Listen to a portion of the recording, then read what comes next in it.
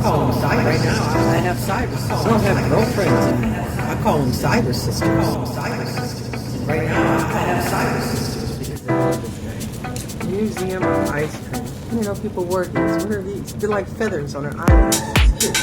Yeah, so I've got my coffee. Hoping you have yours. How do you mean? How can social media reshape childhood? What's the point of that? Oh, the children of today. Sure. Right now, I have cyber sisters because I can connect with my cyber sisters way more than I can with people that I've known for a very long time. And I'm actually more comfortable talking to and interacting with my cyber sisters. Now, some people who are my cyber sisters, I won't go by the whole name. I'll go by just the first name, Kat. You know, I've known her since I was high school, but I accept the changes that we both have, been on, and I accept her as she is, and it is nice to have a cyber sister, like somebody that you can be real with. You don't give a shit what they think. Well, you do. I mean, that's why you talk to people. But it's good to be around people that I can reach out to and help if they want it, and they can assist me if I ever need it. But it's a different type of relationship. I don't have relationships one-on-ones. I wish I did, but then I look at my own life and I'm thinking, do you have time? Are you making time? Well, I'm adjusting and I'm off in the sky if I can. You know what I mean? So the time of having girlfriends, going out and all that, and the internet and social media has changed that. I don't break bread and have cocktails. I connect online every once in a while. And I like that because some of my sisters I will never see out in the streets or in the malls or running around in the grocery store, like my girl Elaine. Like my girl Elaine. It's people like her that I'm glad I have cyber sisters that are alive and want to live because, it's people like her that bring character to the connection. They share things. They really bring their personality out. And when they share things, especially mothers, every time I go by a Walmart, I say Walmarts. Here's to you, Walmarts. Elaine's mama. I love that woman. And I've never met her, but I feel like I have.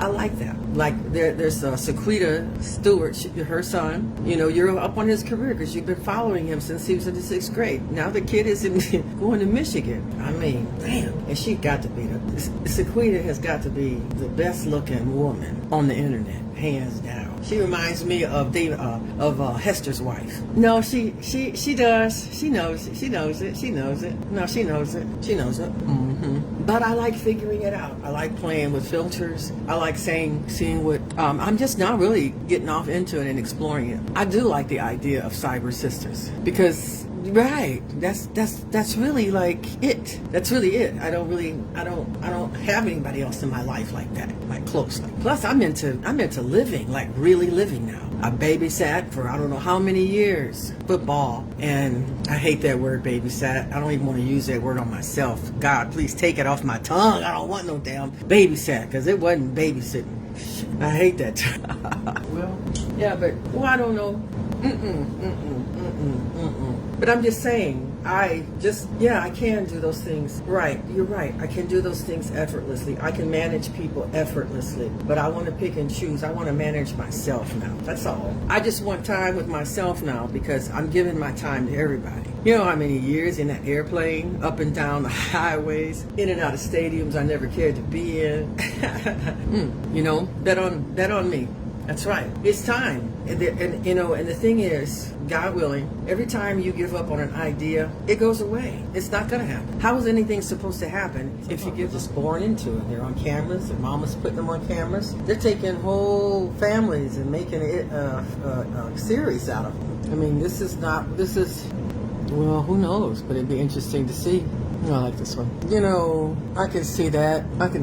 It's going to rain here, it looks like. The dark clouds in the sky. I can see that because, people, I don't even, listen, tell you the truth, I'm recoining a word, self. And I've put my energy in everything else, and now it's going to be put in me. I don't care if I make, whatever. If I sit and paint all day, I want to be able to do that. I want to be able to write, and I mean really, really write the stuff I want to write. When I see actresses walking around down here on Broadway, I imagine them on stage performing whatever I write. I'm dreaming like that. If they're saying I'm going to Hollywood, I imagine that one day they'll be reading my script. I imagine those things. I don't just, I imagine this creative stuff. So I'm going to work on that. That's what I'm going to do. That's what I'm going to dedicate my time to. Anything creative that I want, I'm going to do. I deserve that happiness. And if I'm happy just being creative, then doggone it, that's what I'm going to do. And if I enjoy sitting around here making things with the internet, that's what I'm going to do. See, I believe that women should have a place where they can talk and be open and be honest and be entertained at the same time. I do. And I believe all kinds of women, black, white, gay, straight, I don't give a damn. Nappy headed, straight head. There's beauty in our stories.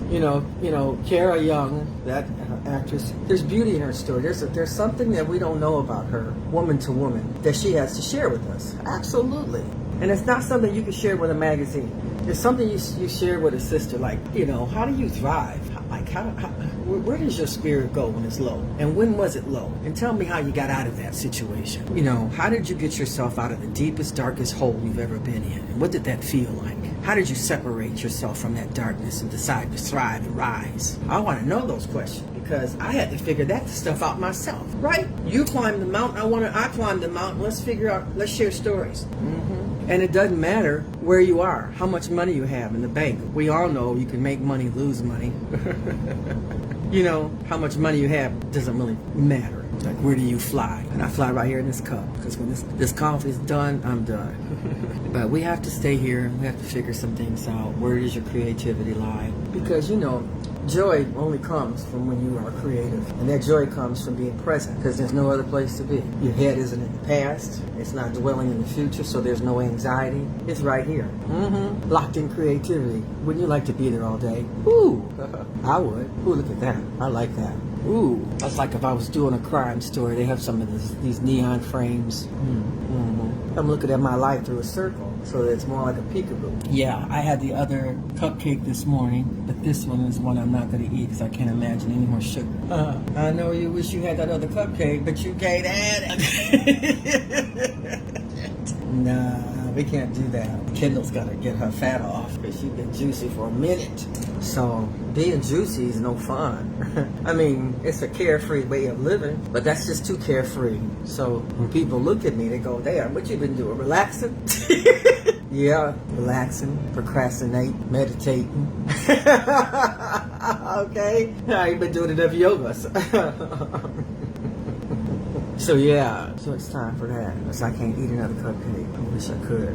Well, yesterday he gave me a lot of inspiration. Having a day like yesterday was magical. Magical. Yesterday, sitting on stage at that play was magical. And I'm sitting here thinking, how in the hell did he have the idea to have a live audience on stage? This director, I'm telling you, he is like blowing my mind every time I see a production of his. Come on, Kenny Leon, you're going to get that Tony. I know you are. He's going to get that Tony. There's so many stars in this production, and to be able to sit up there like that and then see how everything goes on, and then have that interaction with one of the cast members, incredible. I'm just telling you, this is everything I've wanted. Now this is everything I've wanted. I wanted to go to Broadway shows. I wanted to really get that feeling of what it must be like, this and that and the other, sitting on stage, being on the stage.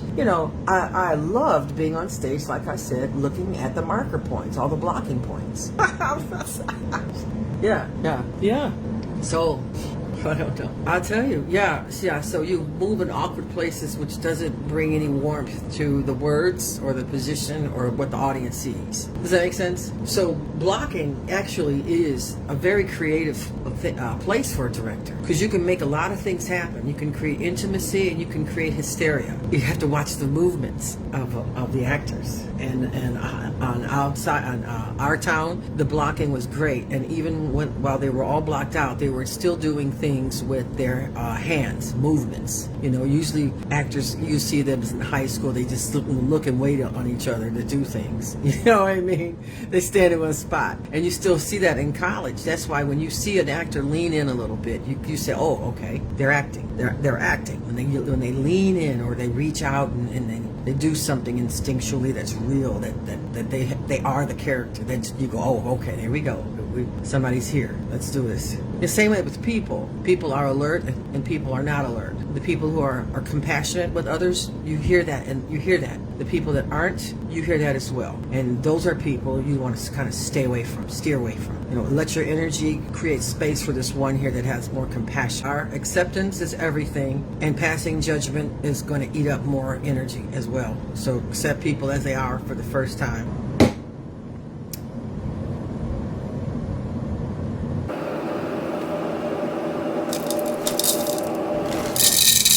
My name is Kendall, and this is my reality.